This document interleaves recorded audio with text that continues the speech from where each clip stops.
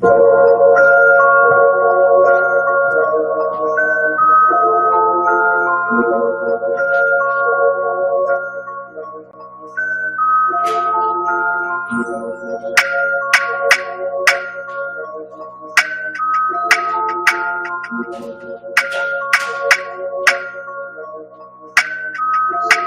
my niggas ride for me. I got niggas that'll die for me. You niggas ain't built like that. Run around talking like a thug when you won't bust a slug, man. Niggas get killed like that. Acting like you bang for the set when you ain't blood or cuz, man. Blood'll get spilled like that. Niggas saying really they the plug, but they talking to the judge, man. Get your cap peeled like that, cause niggas get killed like that. When you ain't built like that, you niggas ain't built like that. You was never on the block, you ain't never dodge a knock. You ain't never fought another crew holding down the park. You ain't swam with the sharks, you ain't wrestled with the gators. You was never fucking popping, you ain't got no fucking haters. Bitch, niggas like you make me watch out for the traitors. When you round some real niggas, mind your behavior. I will beat a nigga ass, then I'm laughing like I'm Jada. Get your fucking mind blown like a cartridge on a Sega. You niggas want attention, they don't want the war though. Talking all that shit, but you got a glass jaw. Hope they never deliver. They got that genre. It's that Walking Dead flow. I eat a rapper torso. You ain't the same man when she left the microphone. You ain't never broke a bone. You ain't never had a song. You was certified pussy, so they make me pull your car. I'm a certified prophet, respected like the word of God. Hell yeah. Captain Conscious out. Niggas ain't built like that. Hey, shalom. Yahweh Ba'ashem Yahushua Barakathum to all the brothers. Yahweh Shamar Alathun Ba'ashem Yahushua to all the sisters. I'm priest and officer of 50 Barzar Rakah out of Israelite School Universal Practical Knowledge. This here today is a Tuesday Brotherhood Scriptures. You know, this is a brotherhood class. It's every Tuesday where we teach the blacks, Latinos, Native American Indians that brotherhood is what's excessive and what's necessary today, especially today. You understand, with so much going on, with everybody having to be quarantined, being separate, you're gonna realize who your brother is, who your sister is, in the same breath. You understand? While you being separated here in America.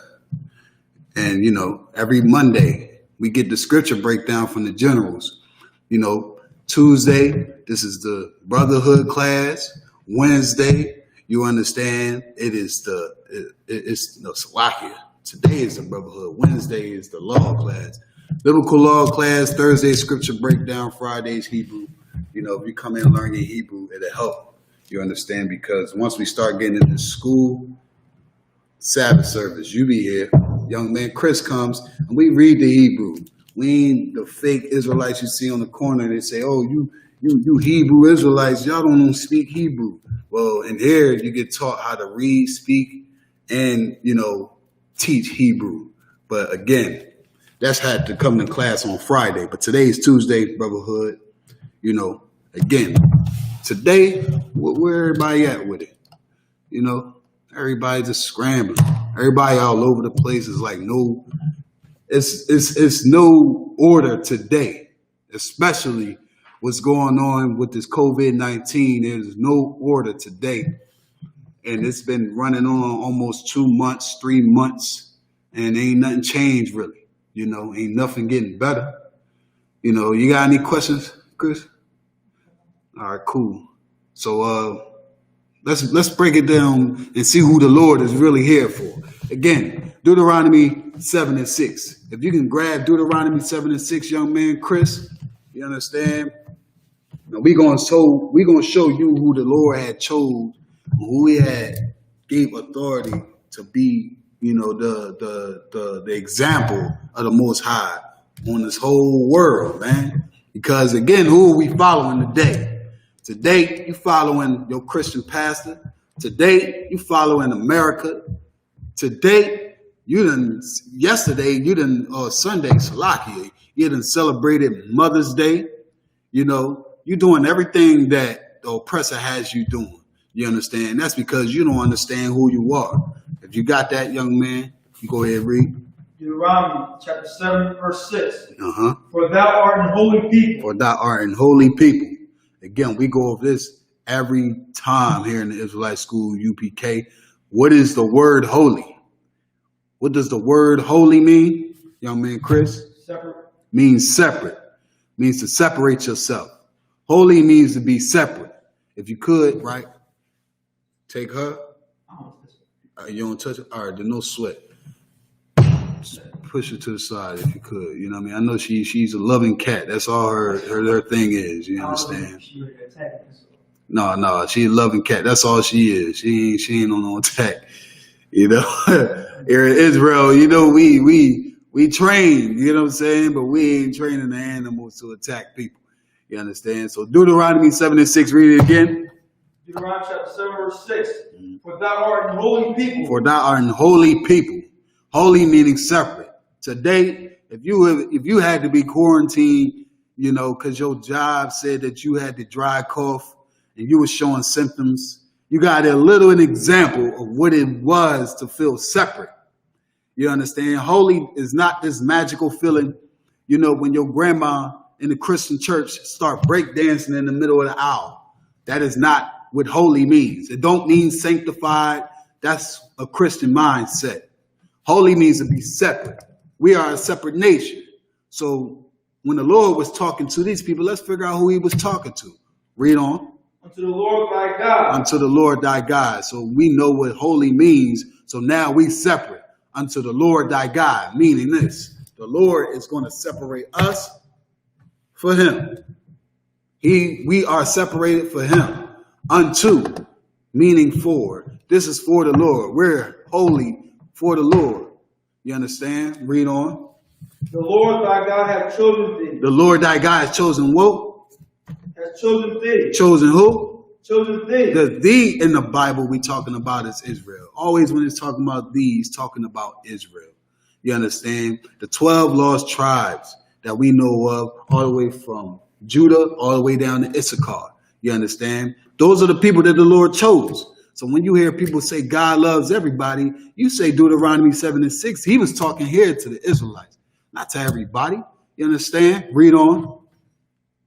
To be a special people unto himself. To be what? To be a special people unto himself. To be a what? To be a special people unto himself. To be a special people unto himself. Again, for him, unto, meaning for himself. The Lord said we supposed to be separate for him. For him. He said it twice, just to make sure, you understand, can't nobody try to trick you out. Again, when you come to the Israelite School UPK, you get taught how to actually comb through this Bible and know who's it talking about and know who's it for. Now, you know you have Israel, and yes, the Bible mentions all nations. The Bible mentions all nations because it has to show the record of who the people are here today, here on this planet Earth. You understand? 18 nations are in this Bible, but the Lord is only dealing with one. In Deuteronomy 7 and 6, what we read is that it said that we are a holy people unto the Lord thy God. Read on. Above all the people that are upon the face of the earth. Above what? Above all the people that are upon the face of the earth. Hold on. Slow down so they can hear you. Hold on. Slow down so they can hear you, because the people don't understand. When we read the Bible, we're not reading it like a bedtime story. We have to break these things down. You understand? Piece by piece, precept. You understand? Upon precept, line upon line, here a little, there a little. You understand? This is how you actually read and teach the Bible. You understand? Read it again from the top. Deuteronomy chapter 7, verse 6. Mm-hmm. For thou art an holy people. For thou art an holy people, a separate people. Go ahead. Unto the Lord thy God. Unto the Lord thy God. Unto the Lord God of who? The God of Israel, man. Read on. The Lord thy God has chosen thee. Has chosen who? Has chosen thee. Chosen thee. Meaning you. meaning the people of the Bible, the people that the Lord is for, the people who Christ came to die for. Christ said he was sent to the lost sheep of the house of Israel, not to all people on the planet Earth. So when you pull the beautiful scripture, John 3:16, and get it misinterpreted to you, because the Christian church tell you God, or, God sent his son for everybody. That's a damn lie. You can read it in John 3 in the first verse, where it said that conversation was between two men. It wasn't Christ talking to the whole world, and that man himself was an Israelite, man. This is a conversation that the Lord, this is a conversation, Salakia, that Christ was having with his brother. When you say brother, we mean kin, like your folk, your rib. You know what I'm saying? We say, what's up, blood? Not saying because you actual blood. We saying blood because you are our actual blood, meaning the blood that's pumping through your body, the blood that mean your same forefathers shared. You get what I'm saying? Read on. The Lord thy God has chosen thee to be a special people unto himself. He chose you to be special. So black man, when you see those brothers out there on the corners, when you see them out there on the corner, don't get mad or upset because he told you better than everybody else. He's telling you because that's what the Lord said. The Lord said that you better than everybody else. The Lord chose you to be above everybody else, man. You understand? Read on. Above all people that are upon the face of the earth. That are above all people upon the face of the earth. That's what the Lord feels about you, black, Latino, Native American, Hispanic, man. He desires you. He don't desire all nations. The Lord is not a hand holding hand. We're going to come together and figure this out. That is not the Lord. You understand? Exodus 15 and verse 3, it said the Lord is a man of war. So to be a man of war, you got to know when it's time to get serious. The Lord is serious. He's a serious person, man. You understand? The Lord countenance is like thunder. So to try to put the black man God in the category of this sweet entity, you understand, this fairy tale thing, that's not what the Bible says. First of all, God is a man. It said in Exodus 15 and verse 3, it said the Lord is a man of war. And then when we get to break down Daniel 7, right, it gives you it shows you what the Lord, you understand, his looks. It shows you that he's a black man. All through the Bible, it shows us that these are black men. You understand? These are all black men that's in this book. And it tells you because the spirit of a black man, when described, when they're giving you the descriptions fit. You understand? Like Solomon. Solomon had rose gold teeth, man. I don't know no white people, Chinese people, East Indian people wearing gold in their mouth. It said gold on his cheeks, man. You understand? Matter of fact, let's get that. Let's get Song of Solomon, right? 1 and 3. Yeah, Khan, you grab it. Young man, Chris.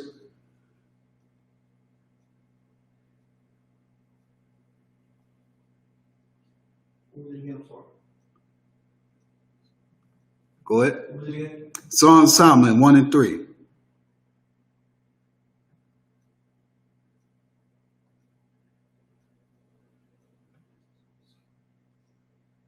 Song of Solomon, chapter 1, verse 3. Mm-hmm. Because of thy Savior, of thy good ordinance, thy name is as an ornament poured. Oh, Salaki. Let me get there with you. It's a little. We gonna have to explain to the people again, like these has nothing to do with white people. White people has never been explained in the Bible, only just to show them, right, what their fall is, when it's time for their destruction. You get what I'm saying? That's the only time we talk about another nation, we describe another nation, so we know who it is that we dealing with. You know what I'm saying? You got something you want to bring out? Verse 10. All right, go ahead. Let's hear it. Song of Solomon, chapter 1, verse 10. Thy cheeks are comely with rows of jewels. Thy cheeks are comely with rows of jewels. Meaning what? His cheeks, man. When you look at the cheeks of a person, it's not talking about his actual cheeks, man. You know, it's not going to say his cheeks is of gold. What's in your cheeks? Think about it. We black. We don't talk. You understand? We talk with a certain colloquialism, meaning we talk with a certain slang. If I tell you, you my mans, you ain't my actual man. You my mans, you my brother. You understand? When I say you my dog, are you my dog? No, you're my homie. You're my brother. Black people, we speak with salt, man. So this is why the white man would never be able to understand this book. This is why people of religion would never understand context, because you dealing with real black spirits right here. You understand? All these prophets and priests that was mentioned in this Bible, they are all real men. You understand? Real men that understood the laws of the Most High. Read it again from the top. Song of Solomon, chapter 1, verse 10. Thy cheeks are comely with rows of jewels. Thy cheeks are comely. Comely mean what? What does comely mean? Go ahead. Nice one. You know, like I'm black and comely, handsome. You understand? That's what Solomon said. I'm black, but I'm comely. You get what I'm saying? Meaning like I'm black and handsome. What James Brown saying? I'm black and I'm proud, man. This is what we were speaking. This is how we spoke. I'm comely. Said rose gold cheeks, and they said that mouthpiece was gold and comely, man. 1 second.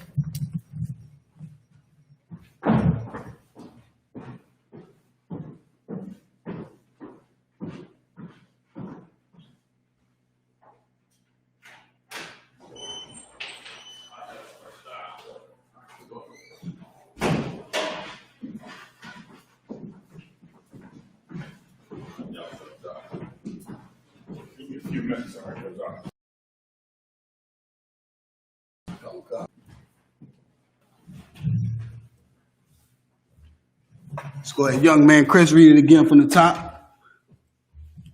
Thy cheeks are comely with rows of jewels. So thy cheeks are comely with rows of jewels inside his mouth. You understand? He had a whole mouthpiece covered in gold. Where's that? What is that spirit of? That's the spirit of a black man. Again, I don't see heathens doing this, man. You understand? So when you see a brother out there in a rose gold mouth or a mouth full of gold, don't be afraid of the man. You understand? Because the most wisest king of them all had his mouthpiece covered in gold. So I wonder, was everybody scared of Solomon? Mouth full of gold. Go ahead. I was thinking about not reading it. Come to think about it, Hamites won't ever go to the mouth like that.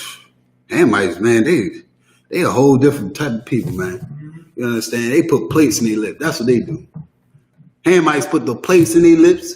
You know, they stretch out their neck. You understand? They piss on each other. That's what Hamites do. But Israelites, we make everything look good. You understand? That's the spirit of a black man. Again, Solomon was a black man. He was a Jew. You understand? Read on. Let's figure out what else he was wearing, man, just so we can clarify this. The spirit of a black man. Go ahead.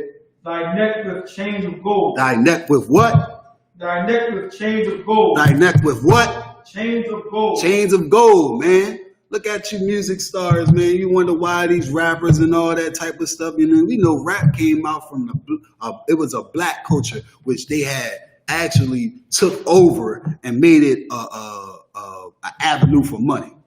They took it from us. You know, rappers wear chains of gold, man. It said Solomon said he had what? Read it again. Thy neck with chains of gold. With chains of gold. So now we know that this black man had a mouthpiece of rose gold, and he had neck full of chains of gold, man. That sound like a black man to me. That sound like black culture to me. That's what it sounds like, man. So for anybody to sit here and tell you that these people in this Bible were white, or a white man wrote this book, that's because he listened to the white man tell him that. You understand? These people clearly in the Bible are described as black men. You understand? The spirit behind them were black men.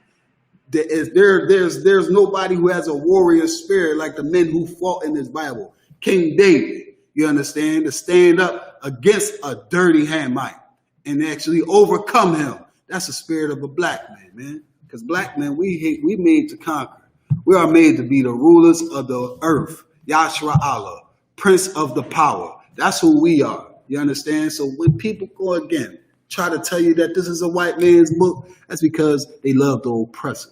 You understand? They celebrate Mother's Day. You know, next thing they're going to be celebrating is 4th of July. You understand? If you sit here and you cried and you mourn for the brother and may everybody, you know, and his family get over the mourning. But if you talk about the brother Ahmud and next month you go celebrate the 4th of July, that's because you don't love your people, man. And that's the reason why we here today in captivity. And we're gonna realize this when the Lord comes, that the blacks, Native Americans, Hispanics are the true biblical Jews according to the Bible. And with that being said, I'm gonna pass the class off to Captain Ahmad Yashar.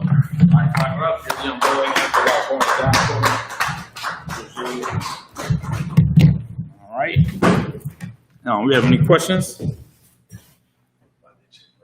All right, let me know if we have anything online.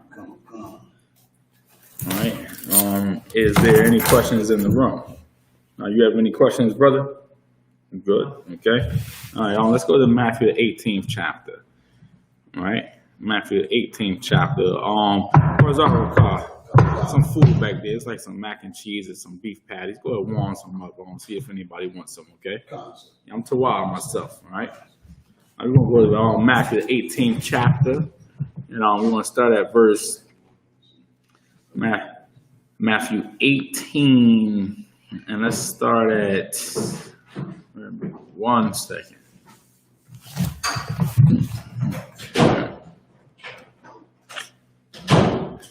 All right, let's go to Matthew 18 and 15. Let's start there. You're going to read it, young man. You got it, yes. The book of Matthew, chapter 18, verse 15. Mm-hmm. Moreover, if thy brother shall trespass against thee. Now, when I say moreover, right?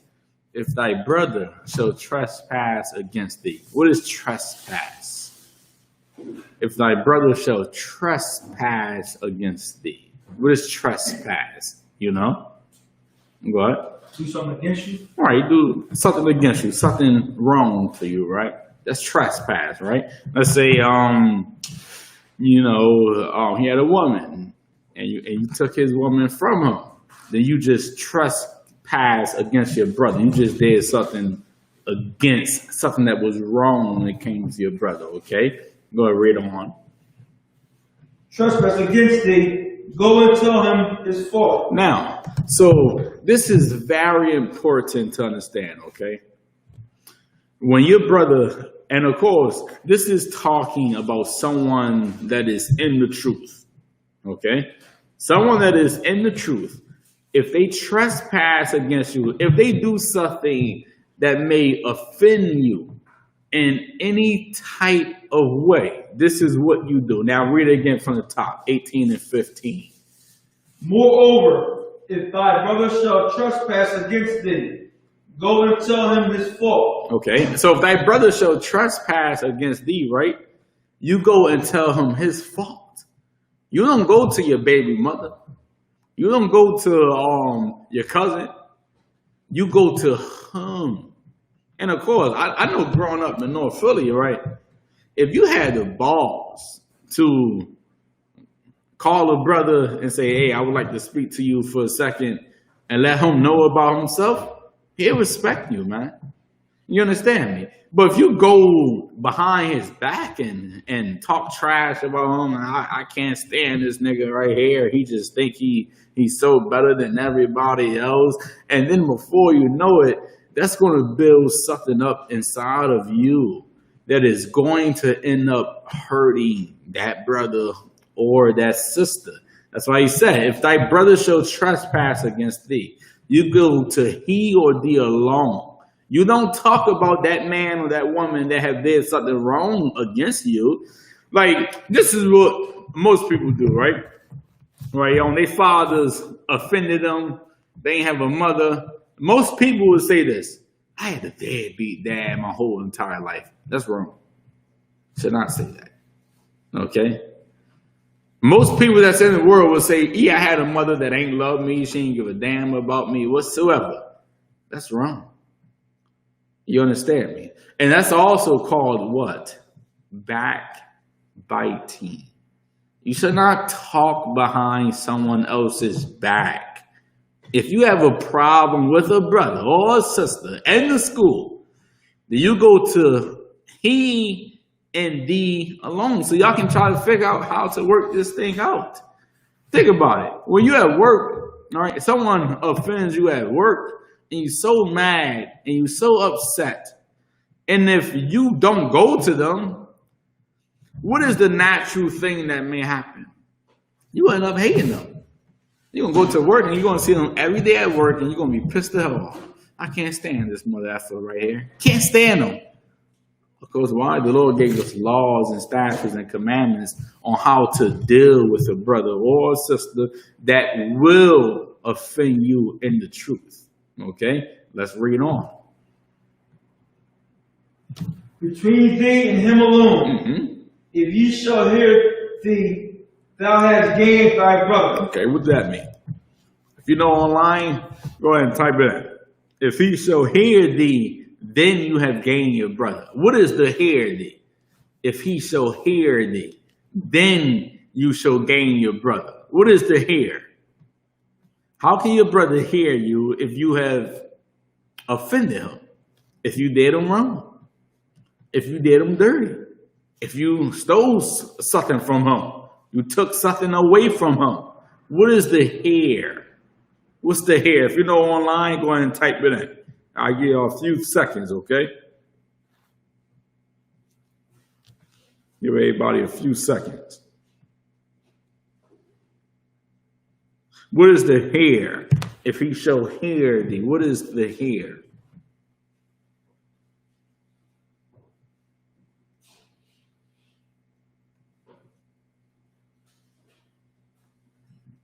Let's read on a little more. But if he will not hear thee, then take with thee one or two more. All right, so for time's sake, I'm going to give you the hair, unless you want to give it a shot. You want to take a stab at it? Go ahead. I would say listen to, like come to an understanding. Right, you right there.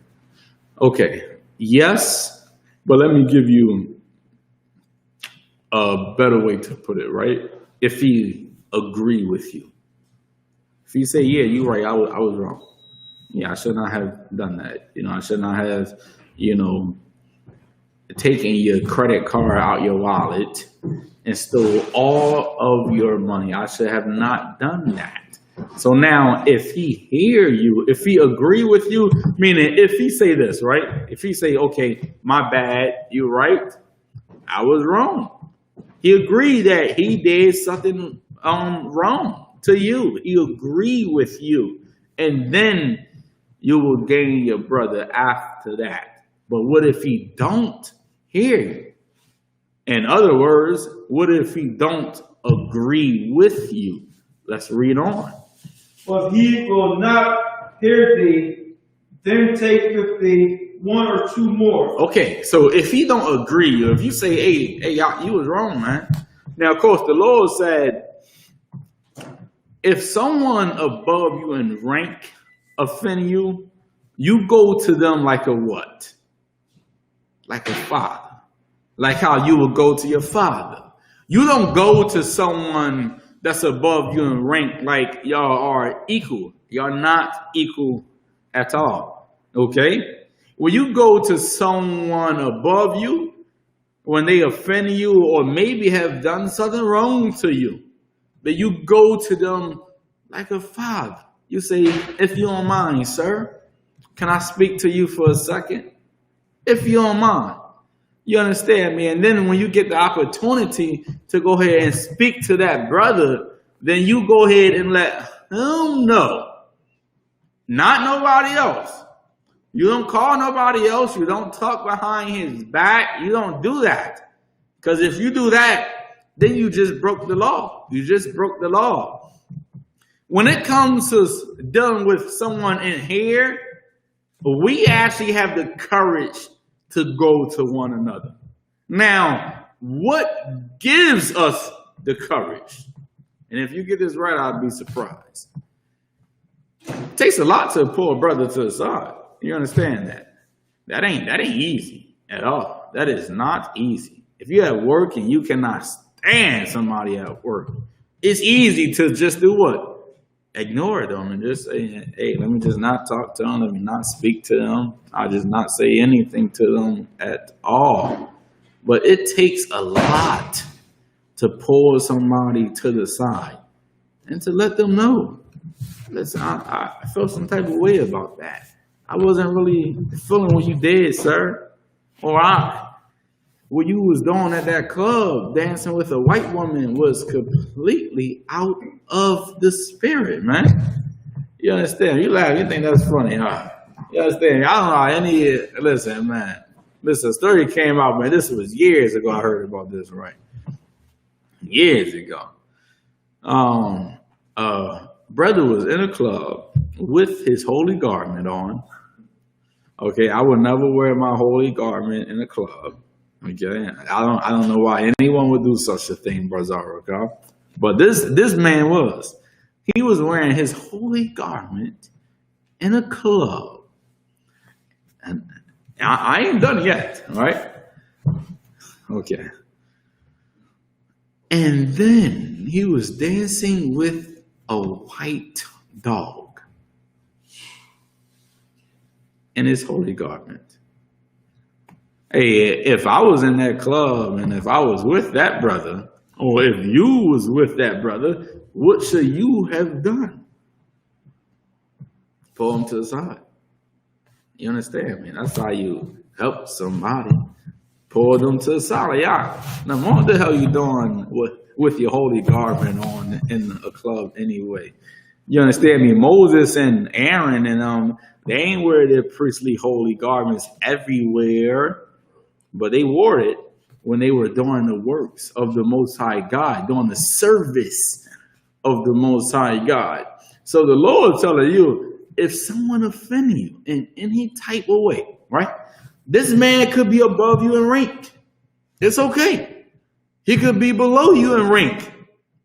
It's okay. He could be a captain. He could be an officer. Or this sister could be a sister that's just coming into school. If anyone offend you, let that demon go before you end up hating them. Because if you don't pull somebody on the side, trust and believe me, you will end up losing your job. Because you're going to whoop somebody's ass. And you're going to be so pissed off because your supervisor just don't know how to talk to you at all. He talked to you like you're a clown, like you're just a servant.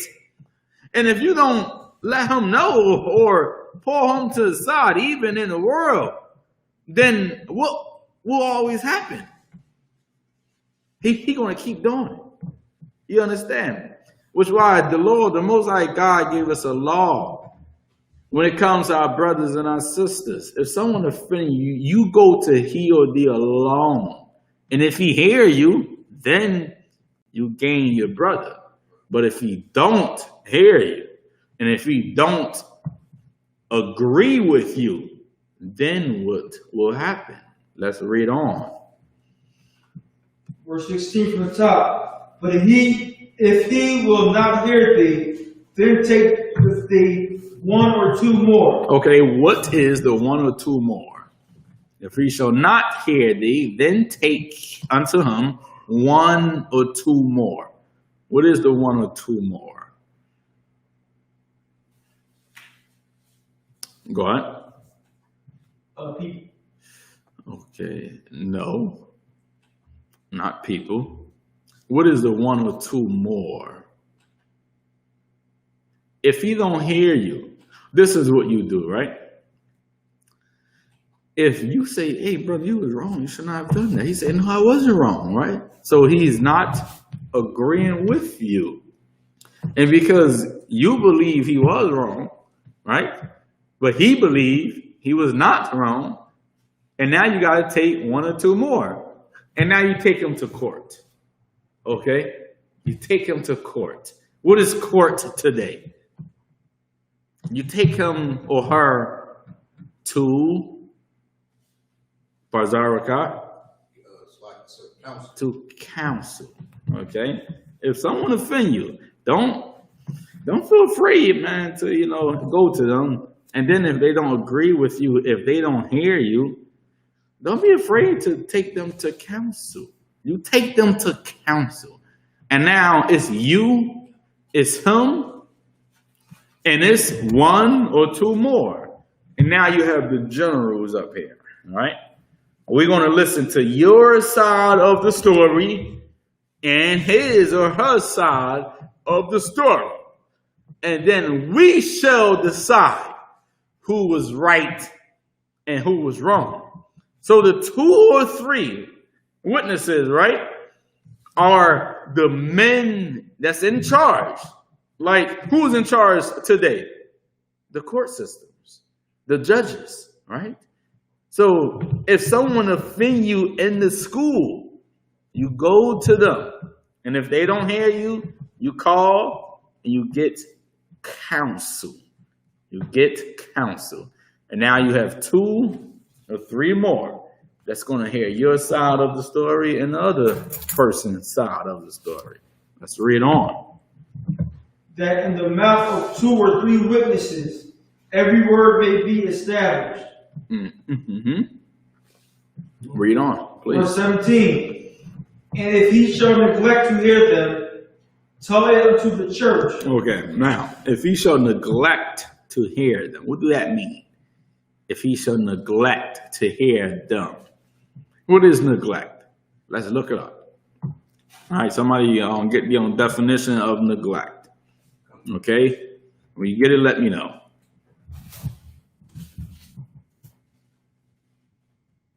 Go on, Bazaruka.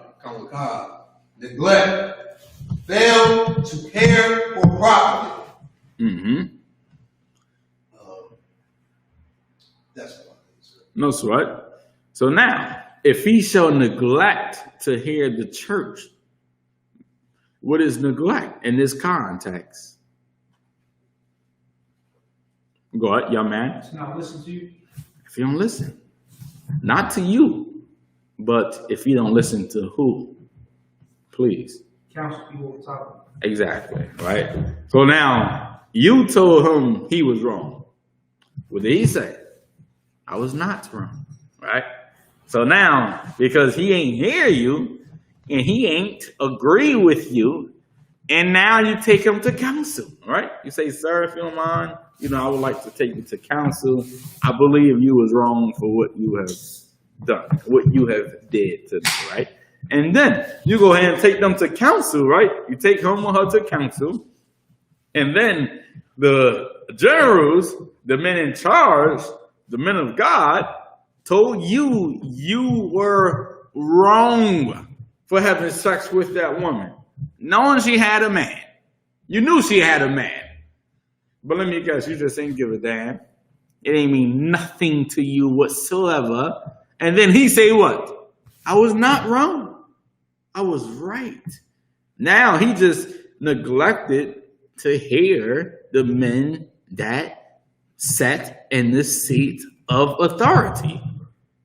He ain't hear you. And now he ain't hear them. Let's find out what else is going on. Let's read on.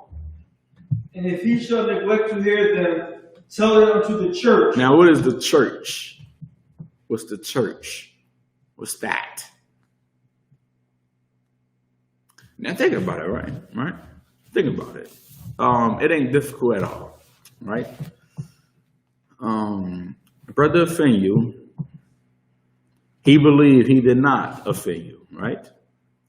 He say, "Oh no, man, I was right. I'm the highest ranking man in the club, so all the women belong to me."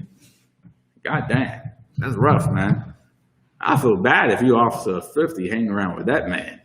Boy, oh boy, you ain't gonna get to no woman whatsoever because he's 5,000 and all the women have to go through him first before they go ahead and say hello to Officer 50, all right? So now you tell him, hey man, you was wrong, brother. He said, I wasn't wrong. The men that gave him counsel told him, you was wrong. He said, I wasn't wrong. I don't believe y'all. And then you take it unto the church. What's the church? If you know online, go ahead and type it in. What is the church? If anybody responded online, let me know. All right, Brother Rakah. Yes, sir. What's the church? And if you sit here and you cried and you mourn for the brother, What is the church? Now, Brother Sal's why said if he recognize and understand wrong, he has done it against you. Right. Got you. You're definitely right on that, mighty man. What is the church? What's the church? So if he don't recognize that he done anything wrong against you, and then he just refused to listen to the counsel. It's unwise to not listen to counsel, by the way. Okay? It is an unwise thing to not listen to the counsel. What is the church? Go ahead. I would say congregation of people. Yes. That's the church. Please. But is he wrong for going to the people? People over top of him already made, and they're over top of the people already told him what it Right. was. Exactly. That's the whole point. He was wrong, period. But he don't believe he was wrong. You could be wrong but not believe it. You understand me? If you have the generals up there telling you, hey, you was wrong, man, you better repent. You're gonna pay for what you have done. And then you sit there and say, oh no, I wasn't wrong. He was wrong. Then maybe it's something heavy on you. And now you ain't listening to the man you offended. You ain't listening on to the counselors, right? And now we're going to take it before the whole congregation of Israel. And now we are going to hear what? What are we all going to hear? Please. Your situation, your problem. Your side and his side. You understand me? And now everyone is going to hear it. We want to determine who was wrong and who was right. Read on. But if he neglect to hear the church, let him be unto thee as a heathen man, a publican. Okay. Now. All right, so I'm going to take you somewhere else in a second. Okay? Now. If he shall neglect to hear the church, and now he should be as a publican. What is a publican?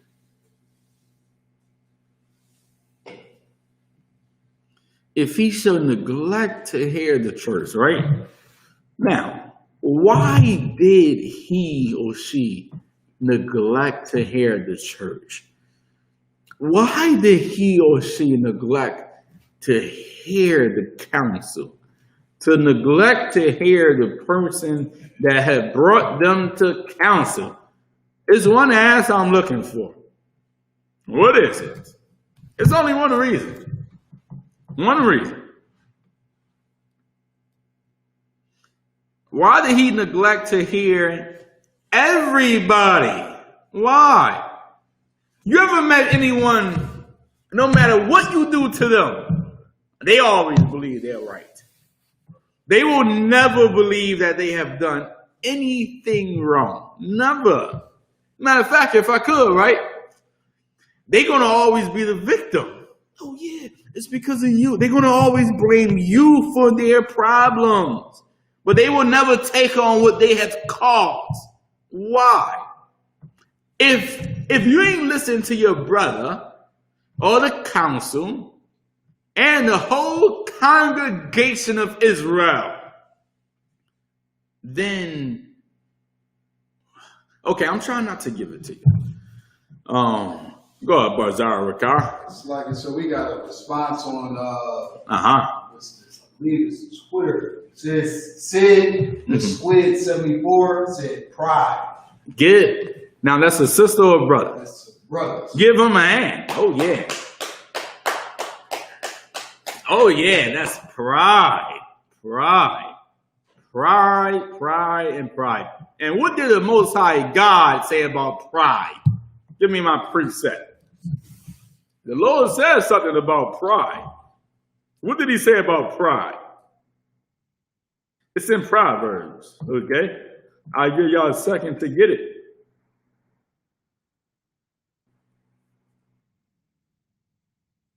Go on, young man. Proverbs 11:2. Let me hear that. When pride cometh, then cometh shame, but with the lowly is wisdom. That's a good one, but it's a better one I'm looking for. Proverbs, go to 16 and 18. And hold Matthew, I'm coming right back there, okay? You got it on, Brother Arika? You go ahead and read that. Proverbs 16 and 18. Young man, you hold on the book of Matthew, okay? Go ahead and read that, Brother Arika. This is the book of Proverbs, chapter 16 and verse 18. Go ahead. Pride goeth before destruction. Read that again. Pride goeth before destruction. So now you have so much pride on you, right? No one can tell you anything. Think about it, right? You have so much pride on you, right? You about to get kicked out your house. Can't pay your bills. You've been waiting for that unemployment for too long. Too long.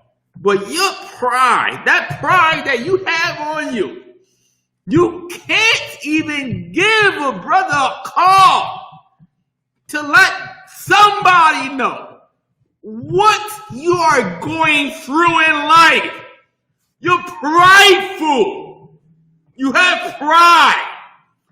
And because you have so much pride on you, right, it's going to lead you to a point where you have no money in your pocket. But someone that has pride ain't going to do what? I'm going to bring me all the way home. You have no money. You can't eat. Right? You already ate up all your food stamps. You don't have no more food stamps now. You have no money. You can't eat. Someone that's prideful, what would they do? Barzaraka? They're going to starve. Dang. God damn. Listen, man, food is good. You understand? Food is really good. And if you're going to let pride starve you, then boy, oh boy, that's something you're going to have to fight and overcome. The Lord said, pride leadeth forth destruction. Read that again from the top. Pride goeth before destruction, and a haughty spirit before a fall. There you go. Let's go back to the book of Matthew, right? Read that again from the top. Let everybody know where you at. The book of Matthew, chapter 18 and verse 15. Mm-hmm. Moreover, if thy brother shall trespass against thee, go and tell him his fault. You go to him, don't go to nobody else. You understand? You know how many brothers I got to damn near check? But I want to say it's normally about once a year. Once a year, I got to check on brother, man, for giving me a call because he feels some type of way about another brother. Don't call somebody else. If somebody offend you, whether they are older than you in rank, they've been around longer than you, or they ain't been around longer than you, you go to that person. Go to him and be alone. Anything that's stopping you from going to that person, maybe you are a coward. Right. And it ain't no cowards in our camp. Right. You understand me? If you have a voice in your mind that's telling you, oh yeah, you better not go to that captain because he's going to say, nigga, just shut the F up and follow my orders. Then, hey man, you're gonna lose tons of battles in your everyday life. If somebody offend you, man, in the truth, go to them. Right. Go to them, man. You understand me? I done had brothers, man, that came to me and I done said, younger brothers, man, that were older men and on rank men that been here longer than me. And I said, Salakia, man, you're right. I was wrong, man. Take it, man. What the hell are you losing? What you losing? You losing what? Christ died on that cross for us. Shouldn't you take low for your brothers sometimes? You understand me? Do not hold it in. Because I'm going to tell you what's going to happen if you hold it in, right? You are going to end up hating that brother or that sister. You're going to hate your brother like you hate your father. Because you never spoke to him. You never asked him why he wasn't around your whole entire life. You ain't asked your mother why was not she around your whole entire life. And in your mind, you hate them. And that's it's a bad spirit to be in, man. Right. It's a spirit that ain't going to last forever. It's a spirit that is going to lead you away from the truth. That's going to lead you away from this brotherhood. It's going to lead you away from this sisterhood. It takes a second, man. Don't let pride overtake you. Because if you let pride overtake you, you struggling.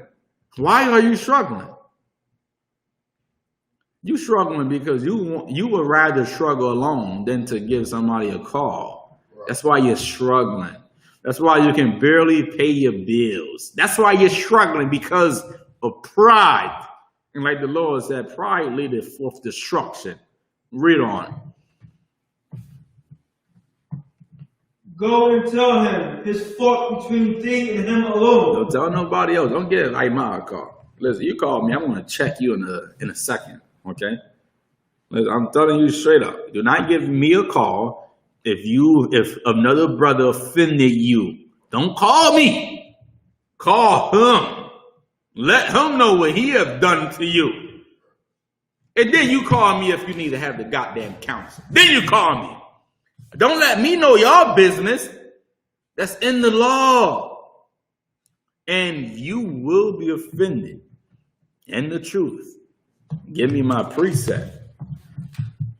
Because of course, it is in the Bible.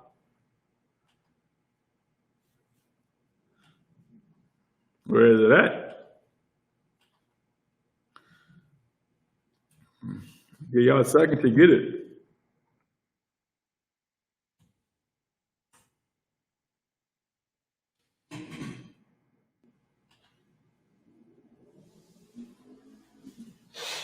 Go ahead. It's the book of Matthew, chapter 24, verse 10. Go ahead, let me hear that. Oh, God. This is the book of Matthew, chapter 24, and verse 10. Mm-hmm. And then shall many be offended, and shall betray one another, mm-hmm. and shall hate one another. Mm-hmm. And many false prophets shall rise and shall deceive many. Mm-hmm. And go ahead. Let me hear a little more. Come on. And because iniquity shall bound, the love of many shall wax cold. Okay, that's a good one, but not on topic, Barzaraka. All right. Offenses will come to those that are in the truth. Okay? Brothers and sisters are going to offend you. It's biblical. It's going to happen. Who said it? Where is it? I'll give y'all a second before I give it to you. If you know online, go ahead and type it in. Type it in if you know online.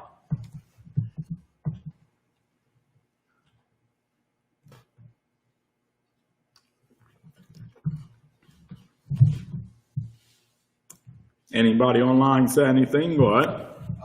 Sir. Mm-hmm. Okay. If I could. Go ahead. Paraphrase, of course. What Christ said, if anybody be offended in my name. No, I'm talking about someone else offending you. You understand me? Someone else offending you in the truth. You understand me? Many will be offended by his name. Meaning, in that context, Barzar, that's talking about someone that's being afraid to stand for the name of Christ. Meaning, they saying, I celebrate Christmas Because if they say they don't celebrate Christmas, then they're going to be ashamed in Christ's name. You understand me? But what I'm more going into is that people, brothers and sisters, you will be offended. Those that are around you. Give me my precept. Barzal Rakam. In the book of Matthew, chapter 18 and verse 7. Let me hear that. Come. This is the book of Matthew, chapter 18 and verse 7. Mm-hmm. Woe unto the world because of offenses, for it must needs be that offenses come. Okay, that's a good one. I'll take you read a little more on that. Come. But woe to that man by whom the offense cometh. There you go. That's it right there. Okay, now, what's your name one more time, young man? Chris. Chris, right? You get me. Let's go to Luke 17 and verse 1. Hold Matthew. I'm coming right back to Matthew, okay? But I want you to go to Luke, the 17th chapter, and I'll start at verse 1, okay? This is the book of Luke, chapter 17, verse 1. Then said he unto the disciples, it is impossible, but that offenses will come. Read that again. Then said he unto the disciples. He said unto his what? Disciples. He said unto his disciples, right? Unto his disciples. Who is his disciples? The men that were following him. Okay? He's talking unto the people in the truth. His disciples, the followers of Yahweh Shai Mashiach. Read it again from the top. Then said he unto the disciples, it is impossible, but that offenses will come. Read that again. Then said he unto the disciples, it is impossible, but that offenses will come. Offenses will come. You will be offended. And the truth. Christ saying it right now, right? Just said unto his own disciples, offenses will come. Meaning someone is going to offend you. And when someone offends you, what will you do? Will you hold a grudge like you hold a grudge against your father? Yeah, I know against that girl that left you a long time ago. I know. You don't think I don't know. I know. I know she broke your little tiny heart. I know, man. She committed adultery and she slept with your cousin. I know it. What you gonna do when the offenses come to those that may offend you in the truth? Read on. But woe unto him. Through him they come. Okay, break that down. But woe unto him. Right? Woe unto him. Through whom they come. Somebody break that down. What does that mean? But woe unto him. Through whom they cometh. Meaning what? What? It's like, so if I could, one doing the offenses, like it'll come, the weight will come down on him, the destruction. Okay. You said the one that's doing what? The one who's offending. Now, how will he know he's offending anybody, though? Go ahead. The brother will tell him. Exactly. So if the brother don't tell him, then he would never know, right? So if the brother don't tell him, then he gonna destroy himself. You understand me? Woe unto him. If you don't let a brother know that he is offending you, then he will never know. And he will always do it. Look at it like a woman, right? If you don't correct your woman or your wife, what will she always do? What you don't want her to do, right? So if you don't go to a brother or go to a sister when they offended you in any type of a way or matter, right? Then you want to destroy yourself. Because what's going to happen to you, right? you're going to build up so much hate. And that hate is going to build and build and build until you go ahead and do something evil to that brother. You understand? You go ahead and fix him. You understand? A lot of old people say that. I'm going to fix you real good. You want to know why they say that? Because they hold things in. They hold it in. The Lord said offenses must come. Read that again from the top, Barzara. This is the book of Matthew, chapter 18 and verse 7. Woe unto the world because of offenses, for it must be needs, be that offenses come. No, Salakia. You go ahead and read it, Chris. I'm start it again from the top. Matthew 17 and 1. Okay?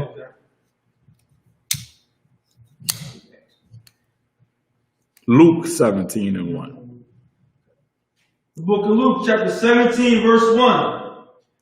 Then said he unto the disciples, it is important, but that offenses will come. They're going to come. Somebody's going to offend you. What will you do when someone offends you? Now, this is what I don't understand, okay? Listen, I've been in the truth, man, for a small period of time, right? And the hardest thing to do, right, is to pull a brother to the side. Is it that hard? It ain't that hard at all. But who makes it hard? Let me tell you what normally will happen in people's minds, okay? This is what is happening in people's minds, right? Someone offend you, right? And your mind, Satan immediately comes. And this is what he say. You'll be all right, man. Don't worry about it. He won't do it again. She won't do it again. Don't you sweat it. Then you're so dumb and you're so stupid, right? Satan want you to build a grudge against that person. That's why he's saying that, right? Can you imagine you not saying nothing to your boss the first time he offends you? The first time. And then you don't see anything. Then immediately, what happens? He do it again and again and again and again and again. And now, before you know it, you're at work and you're so timid. You don't know what to do. You're watching your every move because you know you have some boss that's on your head that's watching your every move. Your every move. When all you got to do is go to them and say, you know, I wasn't really. Now, of course, you'd be professional if you had a slavery, if you had a job. You gotta have profession, man. You gotta be a professional man or woman. You can't just go to someone, even in the world. Now, this is talking about someone that's in the truth, right? Even going to someone that's in the world. When you work in your job or your slavery, you gotta be very professional. You gotta be professional. Because if you're not, what the hell is gonna happen? You're gonna lose your job. Who's gonna help you pay those bills? Who gonna pay that big phone bill you have? That electric bill, that gas bill, your cable bill? No one is going to pay it then. You understand me? Do not let Satan play you. Don't let him play you, man. If a brother offend you, listen, if he's above you in rank, lower than you in rank, pull him to the side. Don't let that voice inside your mind tell you, okay, he was only playing. Everything gonna be all right. Don't even worry about it. Because I'm going to tell you, every time you see that brother, you're going to look at him different, man. You're going to give him a rock eyebrow every time. I've been trying to do that for a long time. I still can't do it. Who can do it? Goddamn, I've been trying to do a rock eyebrow for too long. And I still can't do it, man. You're going to look at someone, man, and you're going to give them that rock eyebrow, man. When all you had to do was just let it out. Let it go, man. Don't let it build up inside of you. Anything that is building up inside of you, rather it's lust, rather it's hatred, rather it's you holding a grudge against someone, it ain't good. It's only going to destroy you in the end. Let's read on. Verse 2. It were better for him that a millstone were hanged about his neck, and he cast into the sea, Go ahead. than that he should offend one of these little ones. Now, who is the little ones? What's a millstone? A millstone is a giant rock, right? It'd be better if a millstone was hanging around his neck and he drowned than for him to offend one of these little ones. Can you imagine having a rock that's like 500 pounds and you are in the river or the sea and you're drowning? It is better for you to drown with a millstone, a giant rock hanging around your neck, than for you to offend one of these little ones. Who are the little ones? Who are the little ones? Go ahead, young man, Chris. Your brother and sister? The brother and sister. Okay, you gotta give me a little more when you say brother and sister. I would say your people. No, not your people. All right? Not your people. Who are the little ones? Go ahead. It's like you said. In this case, would it be between the rank? Like the little ones would be like the men under you. Give me a little more when you say that. Little ones, not literally talking like, of course, not size wise, but the ones under you. Right. Okay, so a perfect way you can put that when everybody can understand the little ones. Like the ones you take care of. You understand me? Like men and women take care of who? Babies, children, right? They would be considered little ones, right?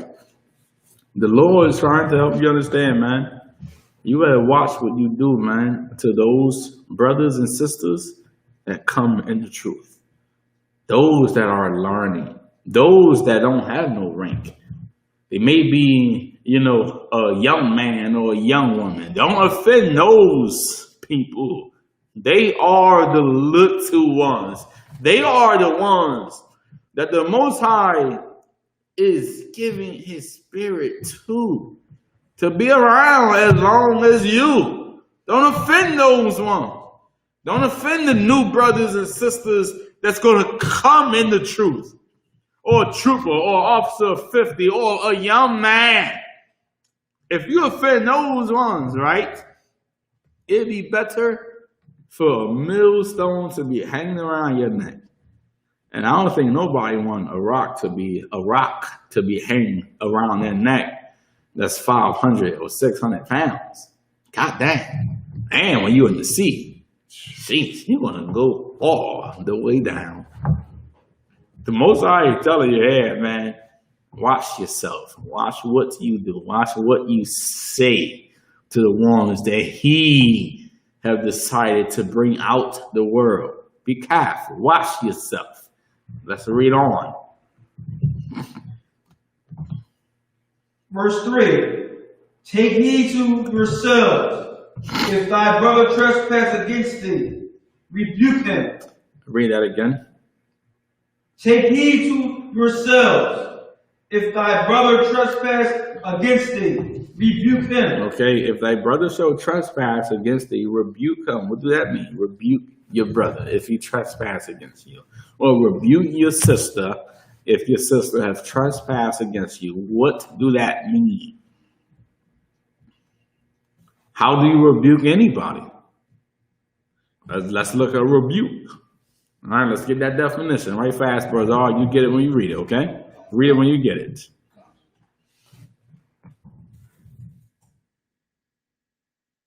Rebuke.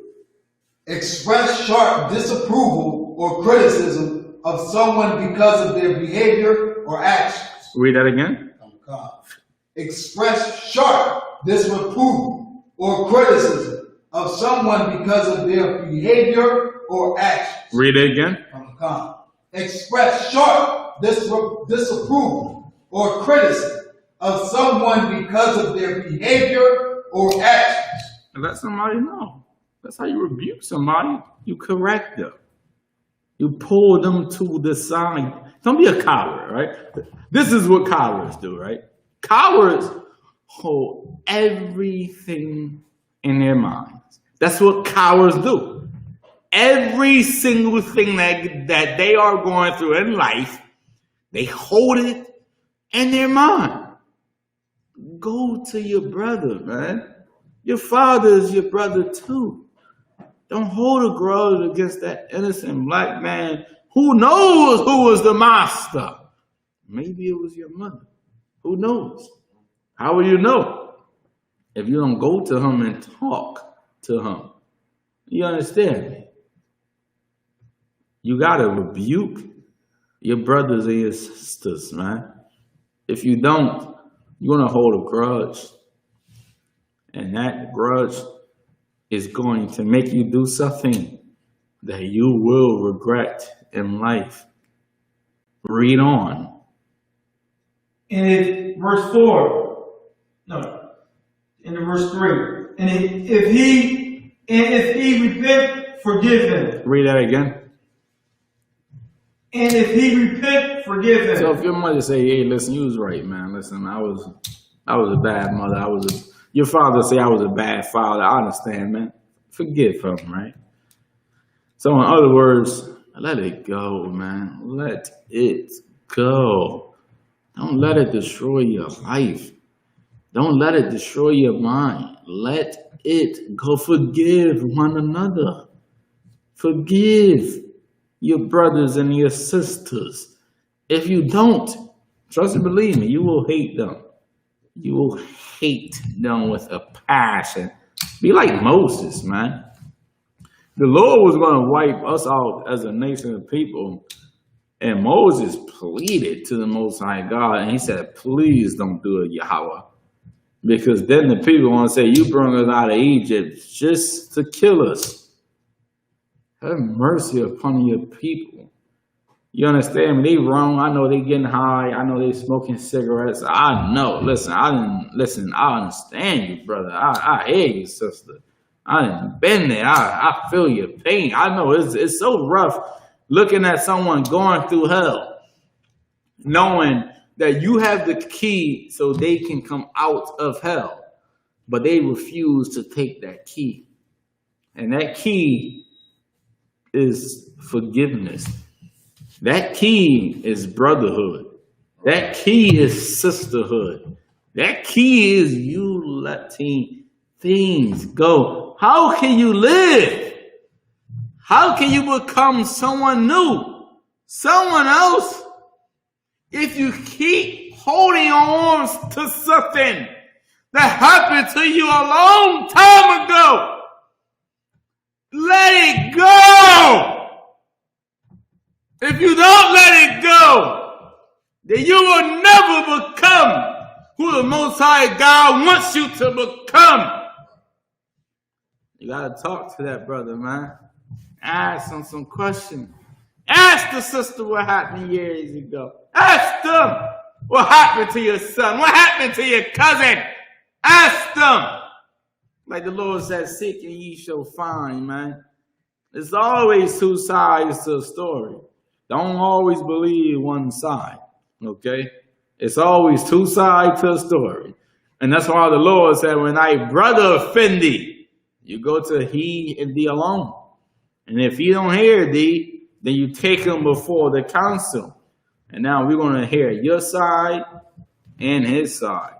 And then we're going to determine who was right and who was wrong. Let's read on. Verse 4. And if he trespass against thee 7 times in a day. Read that again. And if he trespass against thee 7 times in a day. And if he trespass against you 7 times in a day, man, 7 times is like too much, too many. Like, goddamn. How many times you gonna sell my mother weed? How many times? Jeez, man, you gonna knock on my door, you the cigarette man, you the weed man. How many times will you do that? 7 times is like too many times. Too many times. How many times you gonna say I'm weak and I ain't nothing? I don't deserve shit in life. I don't deserve nothing. Absolutely nothing at all. If your brother or sister offend you 7 times in a day, let's find out what the Most High God said. Read on. And if he trespasses against thee 7 times in a day, and 7 times in a day turn again to thee, saying, I repent. Now, how would he say he repent? That's the question there, right? He offended you 7 times in a day, right? And then after 7 times, he say, I repent. What did he say in other words? Or what did he do as far as repenting? If he said this, all right? If he agree with you, that's what we read in Matthew, right? If he hear thee, if he hear you and say, you know, I repent, I'm sorry for effing your woman. Okay, know this. No, that don't mean you need to bring your woman around anymore. All right? Because he done repented and he said he was sorry. You better keep your distance. Gotta keep it, man. You understand me? Because most men and most women, they go ahead and do something evil and they say they sorry and then before you know it, it happens over and over and over again. The Lord telling you, don't seek judgment upon them. Don't have it in your mind that you hate them so much. You hate them so much. Then you simply wish they go ahead and just die. That's your people. They are your brothers and your sisters, man. What did the Lord say? The Lord said in the book of Matthew, he said, pray for those that hate you. Pray for those that seek to do evil upon you. Who is he talking about? Your people. He was talking about your people. You got to learn how to forgive your people. You have to learn how to let some things go and not hold on to everything that you have went through in the past. Okay, let's read on. I repent. Thou shalt forgive them. What? Increase our faith. Then they said unto the Lord, increase our faith. Read on. And the Lord said, if ye had faith as a grain of a mustard seed, ye might say unto the sycamore tree, be thou plucked up by the root, and be thou planted in the sea, and it should obey you. What is the Lord saying here, right? If you say unto the tree, you tell the tree something to do, and then the tree will obey you. What is the Most High God trying to help you understand here? If you have just a little bit of faith, right? You can do what? You can do big things in life. But to do big things in life, you need faith. You need faith, man. Are you going to sell your soul out? When I say sell your soul out, meaning compromise yourself for a job. You want to not tell a sister your Hebrew name because you don't think she going to like you. God damn. Jeez, you want to tell her your name is John, Malik, Antoine, Jerome. You ain't going to tell her your Hebrew name because it's, you know, who knows what. It's a long name and she ain't going to understand it. And now you tell her your name in the world. You don't have no faith. If you have faith as a mustard seed, man, you'll move buildings, man. You'll move the rocks. So I tell you, you'll be like Moses. You'll be like Mashah. You'll walk on water. You understand me? You'll depart the Red Sea. You'll tell the water to listen to you, and they will listen to you. Just a little bit of faith. Now let's go back to Matthew 18 and 15.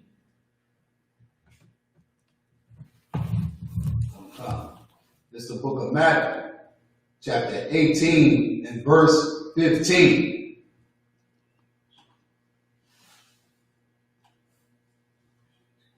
Moreover, if thy brother shall trespass against thee, go and tell him his fault between thee and him alone. Don't be afraid, man, to pull a brother to the side, all right?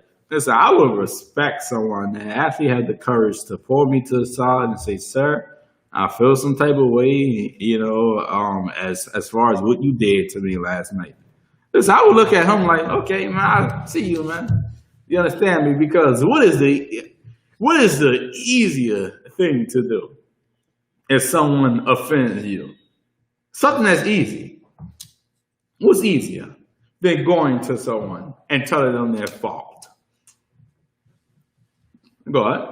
Oh, it's like ignore the whole situation. Hold it in. That's easy, all right? Easy. Too easy. Hold it in. Hold it in by saying this, right? I got this. I never say you got this, okay? I never say that. You got it. Yeah, hey. You want to take care of it? Yeah, okay. Don't say you got this. Never say you being you or you doing you. You saying that you are completely in bad spirit. Never do you. Never be you. Never do what you want to do. It's easy to just ignore it. I'll be fine. Then you say you'll be fine. What's going to happen next week? Blow my mind. Anybody, blow my mind. What's going to happen next week? You're fine, right? What's going to happen?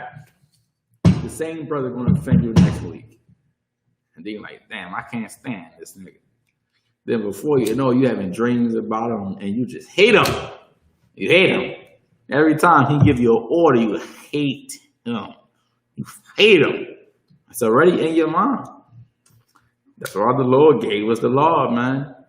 He gave us brotherhood and sisterhood so you can be able to fight yourself in your own personal demons that want you to hate one another, man. Gotta let it go. You gotta learn, man. You gotta learn. Just holding on to something ain't gonna help you. It ain't gonna help you. You understand? Don't be like Lot's wife, man. You understand me? Listen, her husband told her to not look back, and she looked back, and she became a pillar of salt. Holding grudges and just hold on to bad things that happen to you in your life, that's only trying to stop you from becoming who the Most High wants you to become. You gotta let it go. Gotta let it go, man. Your father was a poor black man. Ain't we poor? Jeez, man. We poor. Your father raise a hand. You understand? You poor, man. You poor. You a poor black man. Barely surviving. And then imagine you in the truth, right? Imagine your poor father dealing with some bro that's fully in the world, man. Maybe that's why he became a drug addict. Maybe that's why he wasn't there for you your whole entire life. Maybe, right? Maybe. It is a possibility. or vice versa. Maybe your mother wasn't around because your father was just so horrible. Maybe. But how can you live life if you just hold on to those small things? When the Most High God wants you to just let it go. Let it go and live another life. Like the Lord said, they just got done celebrating Mother's Day, right? And of course, we don't celebrate Mother's Day up in here. This is how you show your mother or your father real honor, right? Forgive them. Forgive them. You want to show them real honor? Don't call them a deadbeat father, man. Don't call her a deadbeat mother. Forgive her. Let it go, man. Can you imagine being in captivity, what that can do to someone? That can destroy someone. Just think about you being in captivity, what that have done to you. And then imagine the early 90s. Come on, man. Come on, you're in the 2000s. Imagine the early 90s, the 80s, man, the crack epidemic. Can you imagine that? Let it go, man. Let it go. You letting it go is going to help you in the long run. And it's the same as someone offending you. You go to heal the alone. You pull them to the side so you don't hate them every time you see them. You go to that brother or that sister. Read on. God. If he shall hear thee, thou hast gained thy brother. Now, if your brother say, okay, hey, you're right, man, I was wrong. Then, hey, Shalom, Yahweh, Bashem, Yahweh, Shabbat. Goes like right there. Now you can go ahead and breathe. You breathe and it's like, okay, now the demon is out the way. It's out the way. Before you know, you hearing tons of voices, man, talk to you about your brother, man. Do not let a demon play you against your brother or your sister. Do not do that. Okay, some of you sisters, man, that's sharing husbands, do not let a demon play you from hating your sister or hating your family. You understand? You want to have to fight that, man. Read on. Verse 16. But if he will not hear thee, then take with thee one or two more. So now you take him before the council. And we want to hear your story and his story. Read on. That in the mouth of 2 or 3 witnesses, every word may be established. Right. And if he shall neglect to hear them, tell it unto the church. Okay. But if he neglect to hear the church, let him be unto thee as a heathen. As a what? As a heathen. Now, so if he neglect to hear the church, right? Now your brother then pull you to the side. He said, you was wrong, sir. And then the generals that gave you counsel, they said, hey, you was wrong. You should have not done that. That was evil of you to do such a thing. And now you don't listen to them. And now the whole congregation going to hear what happened. And then the whole congregation say what? You were wrong for what you done, brother. And if you don't listen, let him be as a heathen. So what happens? If you don't listen to the church, to the council, to the brother that pulled you to the side, now what's going to happen to you? You know, online, go ahead and type it in. If a brother or sister don't listen to the man or woman that pulled them to the side and say, you were wrong for what you have done, and then they ain't want to listen, so they go before the council, and the council tell them that they were wrong for what they have done. And then they refuse to listen to the council. And now they take it before the whole congregation. And the whole congregation say what? Well, the council said, you was wrong. And now you're going to be as a heathen. Meaning, what is going to happen to you now? Before I get that, right? Why do that person believe that they are still right? Now, if you get this right, you're on another level. Okay?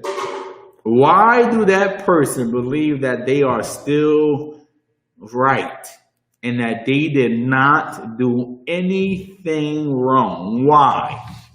Why would they believe that? After your brother then pulled you to the side, after you were told by counsel that you were wrong, and then counseling wasn't even enough, and then after counsel, the whole nation gonna hear what you have done, and then they say you were wrong. Then what is really going on? Something is going on in the fourth dimension. But what? Bazaar God. Concept of losing that fight. Yes, you're losing the fight, right? Let me take you a little more farther, right? Okay. You have everyone telling you that you were wrong, right? You ever met someone that you can't tell them nothing? Like, every time you tell them something, they're like, oh, no, I'm right. You can't even tell them nothing, right? You forget about your mother, your father. Yeah, I've been around longer than you. What the hell you want to tell me about the Bible?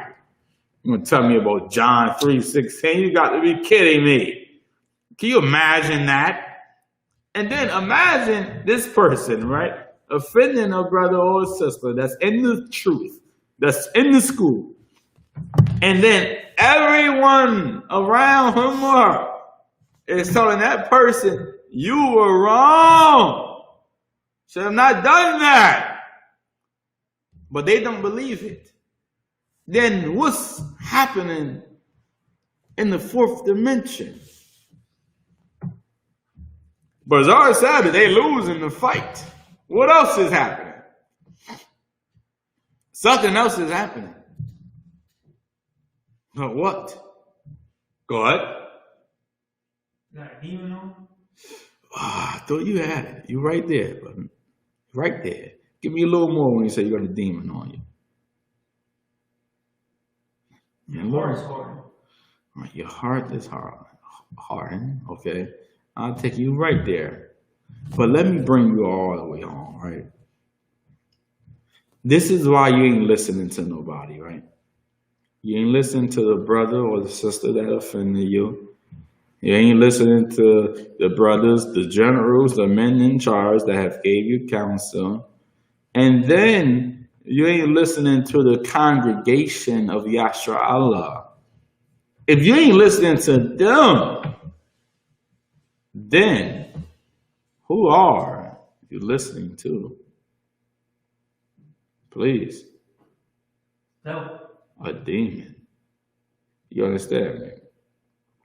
If you ain't listening to someone that's telling you you were wrong for what you have done, and then not even just one person telling you that, 2 and 3 and 2 and 3 witnesses, and then the whole congregation of Yashar Allah, and now you're listening to the demon, right?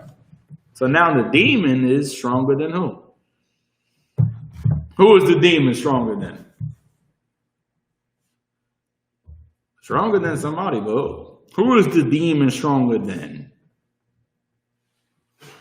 The demon is stronger than that person. And to be in the Israelite school of UPK, demons cannot be stronger than you. Right. You understand me? If demons are stronger than you, then you will be considered as a heathen. If you listen to your demons, you're going to get your ass kicked out the school. Okay? That's what the Lord is talking about here. If you don't listen to nobody, if you cannot take correction from the men that's above you, from the nation of Israel, then your demons are a little stronger than yourself. So go ahead and take your demons, right? So It's a place that's called the IUIC, I believe. Did I say that right? Is it IUIC? What's another one? GMS. What's another one? Say it again. Israelite Church of Jesus Christ. That's another one, right? It's places out there you can go. You're gonna go up, Bazaar, Church. Hey, man, how the hell I forget about that one? Goddamn. Church. It's a Christian church you can go ahead and go to, right? And you don't gotta listen to nobody. All you have to do is what? Pay 10%. Jeez. Sound like a good deal, right? You know, hey man, if I can pay 10%, I don't gotta deal with that bitch no more. Then, you know, that's a good deal right there. If I can go ahead and pay 10% and I can smoke all the weed I want to smoke in my life, I can, you know, have all the orgasms I want in my life. That sounds like a great deal.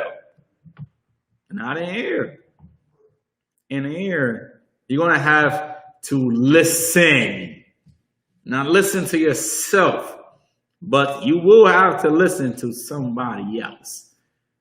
So if that person don't hear the council, the congregation of Israel, then now he or she will be considered as a heathen. And we all know what happened in the Old Testament.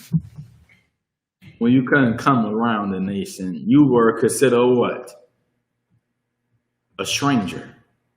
You understand me? You'll be considered a stranger. Let's read on. Come. Verse 18. Verily, I say unto you, whatsoever ye shall bind on earth shall be bound in heaven. All right, you got to understand this, right? I'm going to have you read that one more time, Barzarakai. All right? Read it nice and loud. Let everybody know where you at. It's the book of Matthew, chapter 18 and verse 18.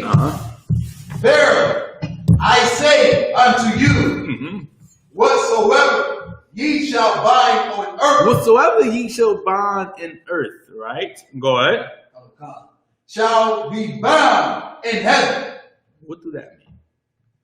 Whatsoever ye shall bind in earth shall also be bound in heaven. Let me tell you what this means, right? Listen, man.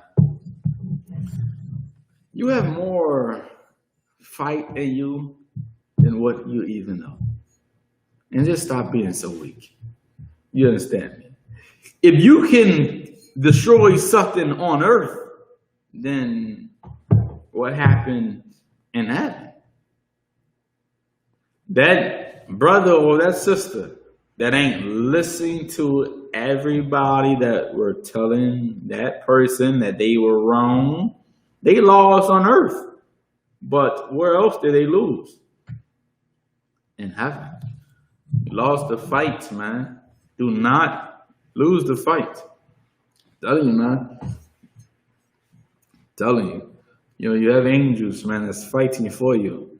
And you also have demons that's whispering in your mind, that's talking to you every single day, that's trying to get you to feel so depressed and be so stressed out. Whatsoever is bound in earth shall be bound in heaven. So if you overcome something on earth, then what happened in heaven? Come on, somebody give it to me. Whatsoever ye shall bind in earth shall be bound in heaven. If you overcome something in earth, then you overcame it in heaven. What is Christ saying? Go ahead. So basically, you know, with the fight, like you said, you're listening, you not listening to the priests or the men above you, you actually listening to those demons. But if you can conquer those demons and fight that demon, which is what it is you fighting your flesh, which happens now in the fourth dimension those demons you conquer, which is in heaven. I would say, the bound in heaven is what the Lord sees. Mm-hmm. But, on earth is, for what we do as far as flesh. Mm-hmm. Exactly. All you have to do, okay, is not listen to yourself. Can't listen to yourself. Can't listen to yourself. You have to become someone else.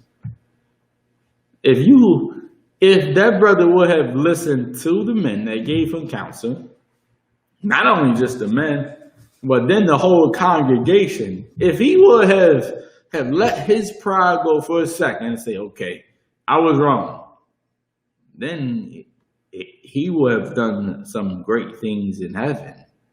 You understand me? Whatsoever is bound in earth is bound in heaven. Let's read on. And whatsoever ye shall lose on earth shall be loosed in heaven. What?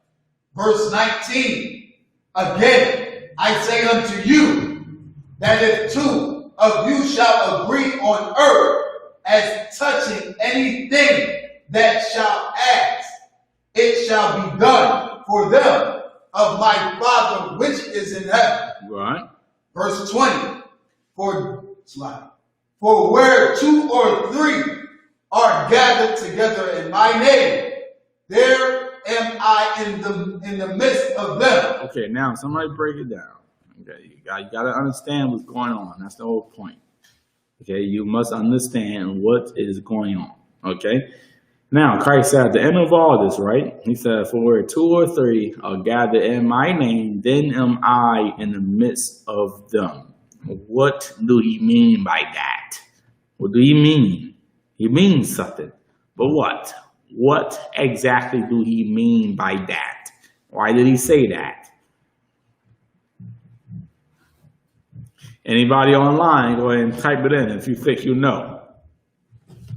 For where two or three are gathered in my name, then will I be in the midst of them.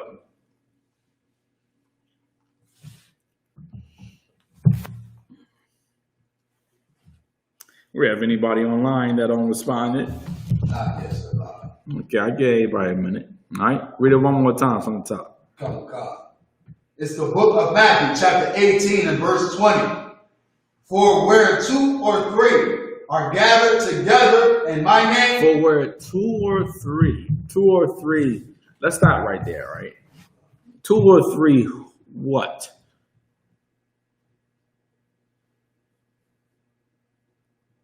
If you get it wrong, that's okay, man. Take a stab at it. Go, young man. People. What people? What? The truth. Exactly. Men of Christ. For where two or three are gathered in my name, right? Read on after that. Come to God. There am I in the midst of them. So who is in the midst of them? Who is the them? Who is the them?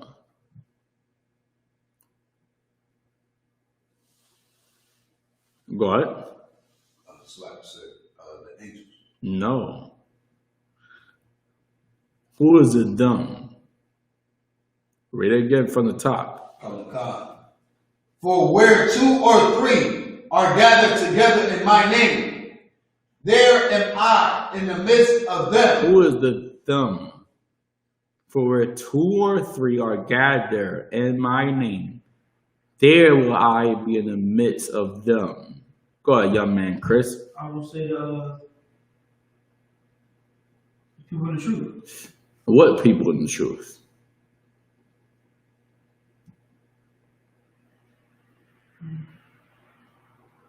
Read it one more time. Come. For where two or three are gathered together in my name. Read that again. For where two or three. For where what? Two or three. For where two or three. Now, who would be considered the two or three? Not just anybody in the truth, but who? Who would be considered the two or three? Young man, Chris. Was the people in council? Okay, yes, give me, all right? Not just the people in council, though. The people that's in charge of the council, right? So today, the 2 or 3 would be the judges, right? The judges will be the 2 or 3 generals, okay? So for where 2 or 3 are gathered in my name, read after my name. God. There am I in the midst of them. So who is the them? Go ahead. General. The generals. Who is the I? Christ. How is Christ in the midst of them?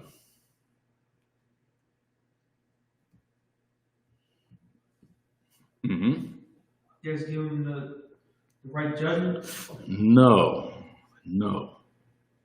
How is Christ in the midst of them? Read it one more time from the top, Parzara. God. For where 2 or 3 are gathered together in my name, there am I in the midst of them. Okay.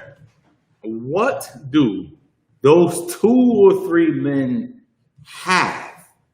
They have something that's precious. What is it? Please. Is it judgment? Before judgment. How can you make judgment? You need something before you make judgment.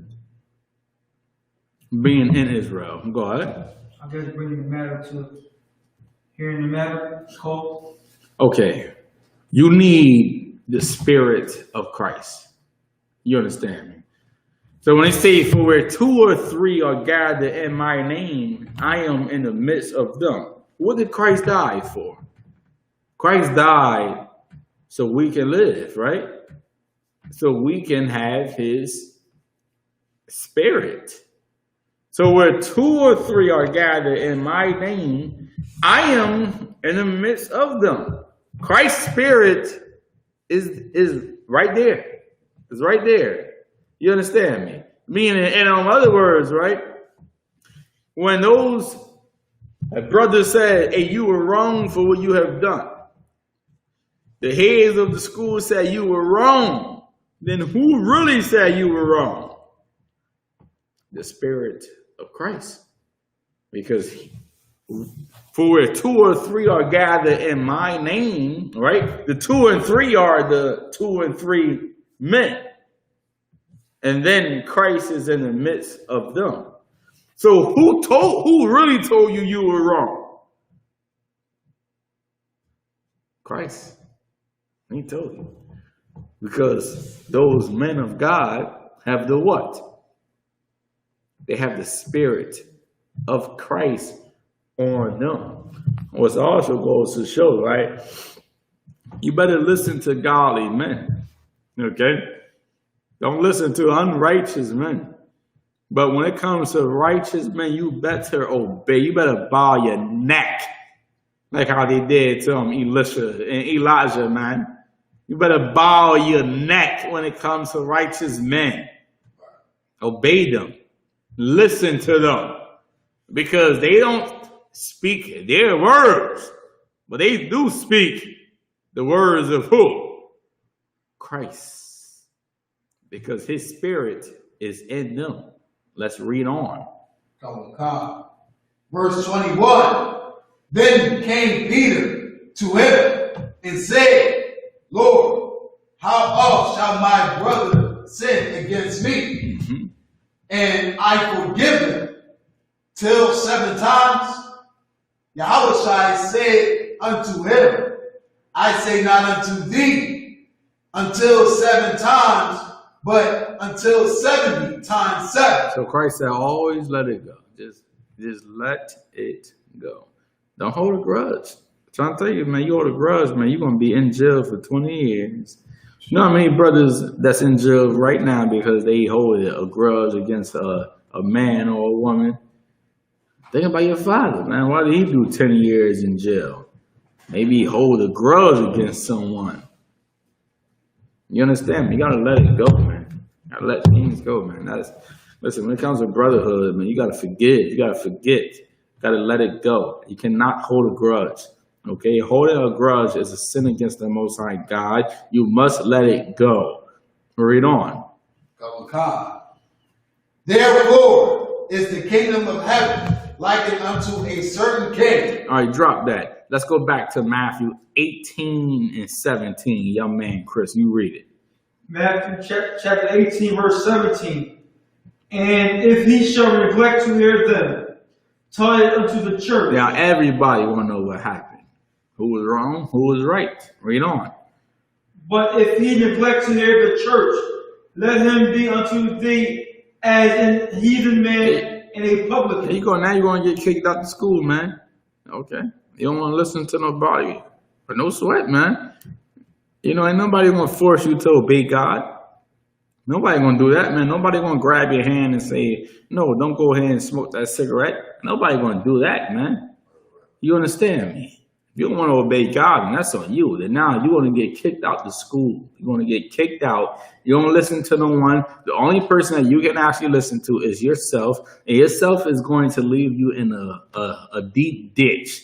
A ditch that you will not be able to come out of. Read on. Verse 18. Verily I say unto you, whatsoever ye shall bind on the earth shall be bound in heaven. So if they said, hey, the brother said, hey, man, you were wrong. Then Christ said you were wrong. You understand? They said it in heaven. Read on. And whatsoever ye shall lose on earth shall be lost in heaven. Mm-hmm. Again, I say unto you, that if two of you shall agree on earth as touching anything that they shall ask, shall be done for them of my Father which is in heaven. Mm-hmm. Verse 20, for where 2 or 3 are gathered together in my name, there am I in the midst of them. See, that you better be careful. You better watch what you do. Because for where 2 or 3 are gathered in his name, Christ is in the midst. You may not see him, but you better believe it, man. His spirit is here. He's here. You may not physically see him, but he is here. His spirit is here. Now, he died, right? But yet he liveth. He's alive. Yet he is dead. Yet he is on the right-hand side of the Most High God. But his spirit is alive. Through who? Through the men of God. Now his spirit is alive. So when 2 or 3 are gathered in his name, then he will be. He will be in the midst of them. You ain't going to see him, but he is there. His spirit is right there. Read on. Then came Peter to him and said, Lord, how oft shall my brother sin against me, and I forgive him? How many times I gotta forgive this nigga? I'm so tired of this mother effer. So tired of it. How many times I gotta forgive this dude or this woman for doing me so evil? How many times? Just 100 times? 10 times? 5 times? And then after the 5th time, okay, I had enough then, nigga. I'm done. I'm gonna go ahead and shoot you in the neck. Let me go ahead and shoot you in the head and just go ahead and just kill you. Read on. Till 7 times. To just 7 times? So after the 7th time, I can just go ahead and, take my rifle and just go ahead and shoot you in the head. After 7 times. Read on. How shall I say unto them? I say not unto thee until 7 times, but until 70 times 7. All right, translate that. What did Christ just say? Not unto 7 times, but unto 70 times 7. I'm sure God. So in other words, what did Christ just say here? Right, he said not unto 7 times, but unto 70 times 7. What did he say? Please. Just keep on forgiving them. When we say keep on, give me another word for keep on. Always forgive. Always just let it go. Always just let it go. It ain't worth it, man. Is it worth you just hating a brother or a sister, man? Is it really worth it? It's not. You might as well just let it go and move on. There's other sisters out there, right? Black men that have left the black woman and decided to go ahead and take on the white woman, they hate black women. And all they have to do is just let it go. Just let it go. Don't hold on to it. He said 70 times 70, man. Meaning always let it go. Always forgive your brothers and your sisters, okay? Let's drop that. Let me get Leviticus 19 and 17 right fast.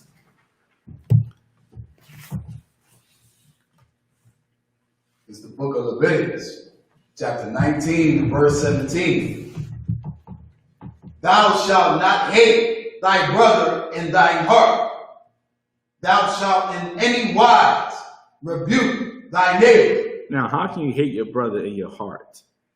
Now, we know, of course, your heart is your mind, right? That's your heart. That's your mind, right? How can you hate your brother or your sister in your mind? How is that even possible? Huh? Go ahead, young man, Chris. Can you not forgive him? All right, it's a little more deeper than that. Okay. Now, when you don't forgive them, what happens? When you don't forgive them? Malakia? Like you start to have a problem with it, like over time. Over time. And Satan knows that. You understand me? So he'll try to, get in your mind when a brother that's above you offends you or someone that's beneath you offends you. He'll get in your mind to try to tell you to just let it go. But if you let it go and if you don't say anything, in a couple of days, it's going to happen again. And once it happens again, it's like, then you're going to be more pissed off. Like, you're going to be more irritated. Like, damn, I can't stand this mother effer right there. He just get on my goddamn nerves, man. That's why he's saying, don't hate your brother in your mind. If anything is causing you to hate your people, your brothers or your sisters in your mind, go to them, man. Talk to them. You understand? Don't let it build up, man, especially when it comes to somebody that's in the truth, that's in the school. Do not let it build up in your mind, because you better believe it, man.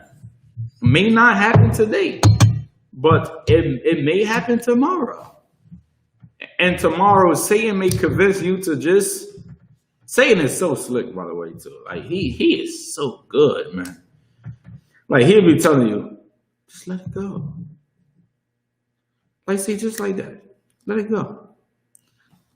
Or he may say, man, stop being a bitch. Just listen. But you may be right. You may be right? But how will you know if you don't pull your brother to the side? And then Satan telling you that everything gonna be all right and you stop being a bitch and, oh no, you can't take him to council. He's a captain. He's officer 5,000. He's officer 1,000. You can't take him to council. Don't let Satan play with your mind, man. Somebody offend you, man. I don't give a damn if they're above you in rank, beneath you in rank. Go to them to stop Satan from playing with your mind. The Lord said the mind is deceitful above all things. All you can do is not listen to your mind. But if someone offends you, you go to that brother or that sister to let it release from your mind. So you won't hold a grudge, and so you won't end up hating them for no reason. Let's read on. God. And not suffer sin upon them. Thou shalt not avenge, nor bear any grudge. Nor bear any what? Any grudge. Nor bear. You cannot avenge, right? Of course, avenge is you can't punish someone. You can't seek revenge. Nor bear any what? Any grudge. Any what? Any grudge. Any grudge. What? Against the children of thy people. Even if they're in the world. You see that? Cannot bear any grudge against the children of thy people, even if they are in the world. They are still who? The Most High's people. You cannot bear a grudge against any Israelite. If you are going against God. You're going against the brotherhood and the sisterhood, and you're going against the commandments of the Most High God. You cannot bear a grudge against any of the children of Israel. And listen, I'm going to tell you, man, they're going to push you, man. And listen, man, I'm trying to tell you, man, those sisters, man, your baby mothers, they are going to push you and you will hate them. You will hate them. I'm trying to tell you, man, you're going to want to kill them. See this knife right here? You see, I'm controlling myself with my right hand right now. You understand? Because this knife could be somewhere else, Malakia. You understand? It could be somewhere else where I want it to be. The commandments of God stops you from doing something evil to a brother and sister. Man. So you cannot bear a grudge against any. Read that again from the top, please, Barzaraka. It's the book of Leviticus, chapter 19 and verse 18. Thou shalt not avenge, nor bear any grudge against the children of thy people. Hey, now, they white and they did you wrong in the past, then, hey, man, you can hold a grudge against them. You understand? But your people, your aunties, your uncles, your cousins, your brothers, your sisters, your mother, your father, let it go. Let it go, man. We reading it right now, right? The Lord said you cannot bear grudge against any of the children of thy people, of your people. How can you expect the Lord to forgive you if you can't forgive somebody else? Is that even possible? How? Let's read on. Come on, God. But thou shalt love thy neighbor as thyself. Love thy neighbor as thyself, man. All right? You want the Most High to forgive you, right? Then forgive your brothers. Forgive your family. Forgive your people. And that will take you a very long way in life. Don't hold a grudge, man. I'm telling you, man. I'm telling you, it's only going to cause destruction to come upon your life, man.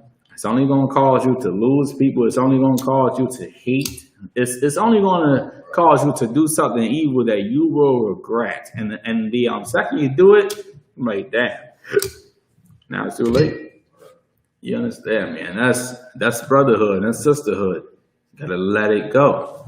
You cannot hold grudge against any of the people of your people, of thy people, of the Israelites.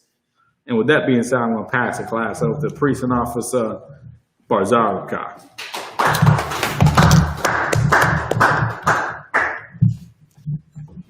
We get Captain Ahmad one more in.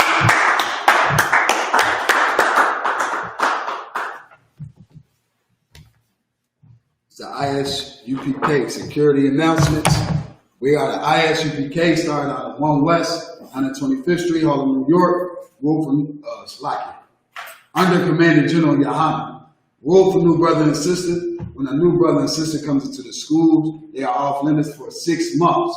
They are to be saluted only. They are here to shed themselves of the world. If they need transportation, the teacher will arrange it after 6 months. If a brother and sister has an interest in a particular person, he or she must get permission from the head to speak to a brother or sister. There's another 6 months in which the brother and sister will court each other. After this time period, the brother and sister will get permission from the head to marry. Tithes, which is the commandment. You can find this in the book of Numbers, chapter 18, verses 21. Also the book of Malachi, chapter 3, verses 8 through 10. Ma'ashura means 10th in Hebrew. 10% of any penny of any increase the Lord gives you, give to the Treasury Department. Priest fund, free will offering for the priest, not mandatory. Whatever some amount you would like to give, become a holy convocation is the Passover. Just make sure you tune in on Black Watch every Monday just to get the update on the Passover and just continue to sharpen up your garments. Make sure we got enough time to make them look nice. Up and coming home, Slakia. Announcements. Remind Aqua to check the bulletin board in the hallway. If any brother, Slakia again, so if any brother wants to be a trooper in the school, so have to wear all black.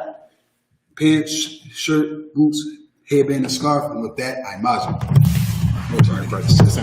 All right. Upon how we're done with me, turn to face east.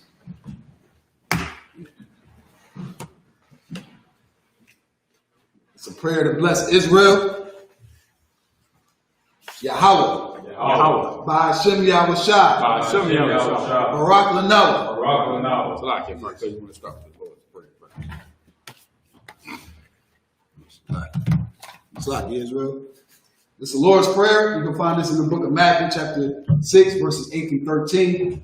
Abanaw. Abanaw. Shabbat Shemayim. Shabbat Shemayim. Kodash. Kodash. Hayah. Hayah. Shemkah. Shemkah. Yahweh. Yahweh. Malak Vukah. Malak Vukah. Gaba'ah. Gaba'ah. Batazayakah. Batazayakah. Hayah. Hayah. Aisha. Aisha. Baratazah. Baratazah. Kawah. Kawah. Hayah. Hayah. Bashemayim. Bashemayim. Latananaw. Latananaw. Lakam. Lakam. Kal. Kal. Yawam. Yawam. Wasalak now. Wasalak now. Kabawak now. Kabawak now. Kasalak now. Kasalak now. Kabawak now. Kabawak now. Wala'ah. Wala'ah.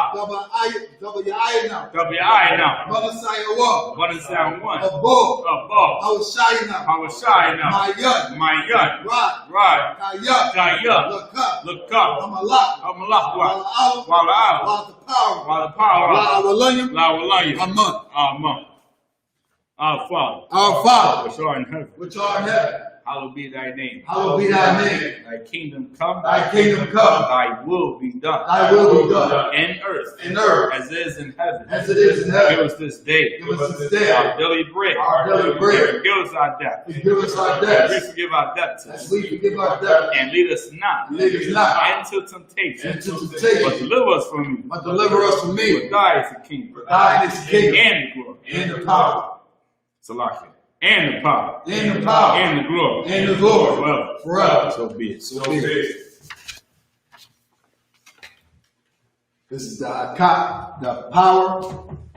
Yahweh. Yahweh. By Hashem. By Hashem. Yahushua. Yahushua. Baba Kashah. Baba Kashah. Batalana. Nefelana. Hakak. Hakak. Hakak. Hakak. Larapa. La'apa. Kal Makula. Kamakala. Kal Malawa. Kamadawa. Hakak. Hakak. Latahok. Latahok. Amatazarai. Amatazarai. Hakak. Hakak. Lahaku. Lahaki. Hamaku. Amakia. Hakak. Hakak. Harakwa. Al-Kawas. Hatama'ala. Tamal. Nagar Shun. The government. Hashem Yahushua. By Hashem Yahushua. Wala Amah. Yahweh. Yahweh. In the name of Yahushua. In the name of Yahushua. Please give us the power. Please give us the power. Power to heal. The power to heal. All manner of sickness. All manner of sickness. And all manner of disease. And all manner of disease. Power to cleanse the lepers. The power to cleanse the lepers. The power to raise the The dead. power to raise the dead. The power against unclean spirits. The power against unclean spirits. To cast them out. To cast them out. In the name of Yahushua. In the name of Yahushua. Thank you. Thank you. So be it. So be it. It's the prayer to bless Israel. Yahweh. Yahweh. By Hashem Yahushua. By Hashem Yahushua. Barak Lanaw. Barak Lanaw. Vayashra'al. Vayashal. Vayabaya. Wahabaya. Sapari. Sapari. Barak. Barak. By Hashem Yahushua. By Hashem Yahushua. The Wada Amah. The water among. Yahweh. Yahweh. In the name of Yahushua. In the name of Yahushua. Bless us. Bless us. And Israel. And Israel. And the school. And the school. In the name of Yahushua. In the name of Yahushua. Thank you. Thank you. So be it. So be it. This is a prayer for the blessing. Barak atah Yahweh. Barak atah Yahweh. Wa Yahushua. Wa Yahushua. Wa Ma'aka Allah. Wa Miyakal. Wa Alahai. Wa Alahai. Matazaba'ah. Matalaba'ah. Alawak Yahan. Alawak Yahan. Alawak Yahan. Alawak Yahan. Hasarayim. Hasarayim. Hakwazayayin. Akasayan. Hakayayayin. Akasayan. Wak. Akwasi. Yahweh. Yahweh. Wa Hashem Yahushua. Hashem Yahushua. The Wada Amah. The water among. Bless you, Yahweh. Bless you, Yahweh. And Yahushua. And Yahushua. And Michael. And Michael. And the angels. And the angels. Command Major Yohana, my Lady General Yohana, the generals, the captains, captains, the officers, the officers, the troopers, and the sisters. and the sisters. Yahweh. Yahweh. In the name of Yahweh Shai. In the name of Yahweh Shai. Thank you. Thank you. So be it. So be it. Sir, which means turn. Men of Israel, we're going to get a brothers a courteous salute. Men of Israel, Ahmad Shabbat, Ahmad, Barak, Yahweh Ba'ashem Yahushua Barak Athah, Yahshua hands down, sorry, which means turn. For the sisters, men of Israel, we're going to get the sisters a courteous salute. Sisters, you want to make sure your feet is at a 45-degree angle, your right hand over your left, also making sure that your head is covered. Men of Israel, we're going to get the sisters a courteous salute. Men of Israel, Ahmad Shabbat, Ahmad, Barak, Yahweh Shemar Al-Thun Ba'ashem Yahushua, Yahshua, class dismissed.